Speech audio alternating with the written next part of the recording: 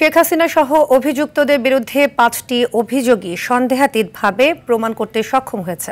তাই সর্বোচ্চ শাস্তি মৃত্যুদণ্ড সহ এদের সম্পদ বাজেয়াপ্ত করে শহীদ পরিবার ও আহতদের দিতে আবেদন জানিয়েছে প্রসিকিউশন। আন্তর্জাতিক অপরাধ ট্রাইব্যুনালে আবু সাইদ হত্যা মামলার সাক্ষ্য গ্রহণের ১৪তম দিনে এসব কথা বলেন প্রসিকিউটর গাজী MH তামিম। এদিকে রায় ঘিরে ট্রাইব্যুনাল ও হাইকোর্ট এলাকায় বাড়ানো হয়েছে নিরাপত্তা। GM মাহমুদ জানাচ্ছেন বিস্তারিত।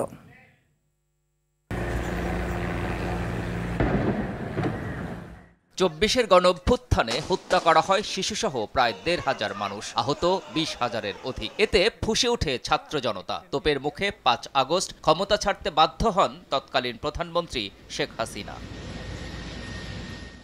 পরে অন্তর্বর্তী সরকার ক্ষমতা নিলে পুনর্গঠন করা হয় আন্তর্জাতিক অপরাধ ট্রাইব্যুনাল। শুরু হয় মানবতা বিরোধী অপরাধের বিচার, যেখানে প্রথম মামলা হয় সর্বোচ্চ নির্দেশদাতা হিসেবে শেখ হাসিনার বিরুদ্ধে। আসামি করা হয় সাবেক স্বরাষ্ট্রমন্ত্রী আসাদুজ্জামান খান কামাল ও পুলিশের সাবেক IGP চৌধুরী আবদুল্লাহ আল মামুনকেও।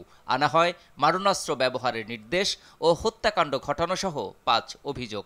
আজ এই আদালত বসেছে সাবেক স্বৈরশাসক শেখ হাসিনার শাসনামলে। এসব অভিযোগের পরিপ্রেক্ষিতে ৫ মাসেরও বেশি সময়ের বিচারিক কার্যক্রম শেষে রায় ঘোষণার তারিখ নির্ধারণ করা হয় সোমবার। রায় প্রসঙ্গে রোববার রাষ্ট্রপক্ষ জানায়, শেখ হাসিনা কামাল সহ ৩ জনের বিরুদ্ধেই অভিযোগগুলো সন্দেহাতীতভাবে প্রমাণিত হয়েছে, তাই সর্বোচ্চ শাস্তি প্রত্যাশা তাদের। প্রসিকিউশনের পক্ষ থেকে যে ৫টি অভিযোগ আনা হয়েছিল, প্রসিকিউশন 5টি অভিযোগই সন্দেহাতীতভাবে প্রমাণ করতে সক্ষম হয়েছে এবং প্রসিকিউশন সর্বোচ্চ শাস্তি মৃত্যুদণ্ড প্রার্থনা করেছে এবং এই আসামিদের সম্পত্তি বাজেয়াপ্ত করে এই মামলায় বা এই ঘটনায় যারা ভিকটিম আছে, শহীদ আছে, আহত পরিবার আছে, তাদের বরাবর হস্তান্তরের প্রার্থনা আমরা জানিয়েছিলাম।